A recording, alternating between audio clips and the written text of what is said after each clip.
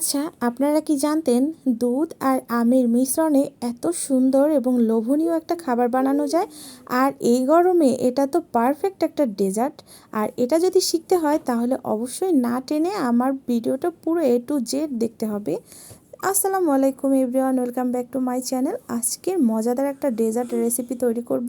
আর এই রেসিপি তৈরি করতে আমাদের লাগবে 1 কেজির মতন দুধ। এখানে কিন্তু হাফ কেজি করে 2টা প্যাকেট আছে, তার মানে 1 কেজি।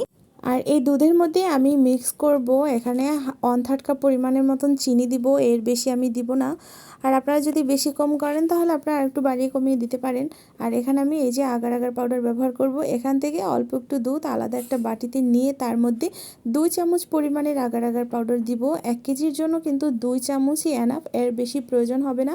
আর আপনারা এই আগার আগার পাউডারটা ব্যবহার করতে পারেন, কারণ এটা ব্যবহার করে আমি অনেক উপকৃত হয়েছি, কারণ এটা অনেক অনেক ভালো। আর এই যে দুধটা হতে থাক, এর মধ্যে আমি কিছু আম কিউব কিউব করে কেটে নিলাম, মানে অনেক ছোট ছোট করে একটু কেটে নিলাম। আর এখানে দুধটা সুন্দর করে জাল করে নিব, জাল করে একদম দুধটা 1 কেজি থেকে আর অল্প একটু কমিয়ে নিব। আর এখানে একটা কথা বলে নেই, এই যে আগার আগার পাউডারটা কিন্তু ঠান্ডা অবস্থায় মিক্স করতে হবে। যদি আপনি মনে করেন দুধটা গরম করে তারপরে আপনি আগার আগার পাউডার মিক্স করবেন, তাহলে কিন্তু দলা পেকে যাবে, একদমই হবে না। তখন কিন্তু ডেজার্টটা একদম বাজে হবে, মানে শক্তই হবে না, একদম নরম থাকবে। সেক্ষেত্রে আমি আপনাদেরকে সাজেস্ট করব, যখন ঠান্ডা থাকবে তখন আলাদা একটা পাত্রে অল্প একটু দুধ উঠিয়ে তার মধ্যে মিক্স করে দেন সম্পূর্ণ দুধের মধ্যে মিক্স করে তারপরেই দুধটা জাল করবেন। আর এই যে দেখেন আমার দুধ কিন্তু জাল করা প্রায় শেষের দিকেই।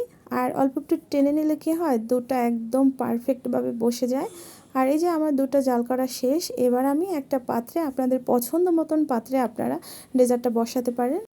তা পাত্রের মধ্যে আমি প্রথমে দুধটা ঢেলে দিব, তার মধ্যে আমি এই যে কেটে রাখা আমগুলি দিয়ে দিব। আর এই যে আমটা দিয়ে সুন্দর করে একটু নেড়ে চেড়ে দিতে হবে, কারণ যদি নেড়ে চেড়ে না দেন তাহলে দেখা যাবে কি পারফেক্টভাবে এটা কিন্তু হবে না। তাই এটা হালকা একটু নেড়ে চেড়ে দিলে এটা সুন্দরভাবে বসে যাবে। আর এই যে এটা ফ্যানের নিচে আমি রেখে দিব প্রায় আধা ঘন্টার মতন। তা এতেই কিন্তু অনেকটা জমে যাবে। আর ভালো করে জমার জন্য তারপরে আমি নর্মাল ফ্রিজে রেখে দিব 1 ঘন্টার জন্য। যাক, 1 ঘন্টা পরে ফিরে আসি। এই যে দেখতেই পাচ্ছেন, এটা কিন্তু মাশাআল্লাহ এত সুন্দরভাবে জমেছে। এই যে দেখেন, এটা আমি এই মোল্ড থেকে বের করব। আর এই যে চারপাশ থেকে একটু ছুরি দিয়ে ভালো করে নেড়ে তারপরে এটা এই যে আমি একটা পাত্রে ঢেলে নিলাম। দেখেন কতটা সুন্দর হয়েছে। এটা যেরকম সুন্দর দেখতে, এটা খেতেও কিন্তু ভীষণ মজা। আর এই গরমে এরকম একটা ডেজার্ট থাকলে আর কি চাই বলুন। আজ এই পর্যন্তই। সবাই ভালো থাকবেন, সুস্থ থাকবেন। দেখা হবে পরবর্তী কোনো ভিডিওতে। আল্লাহ হাফেজ, আসসালামু আলাইকুম। Thank you watching for my video.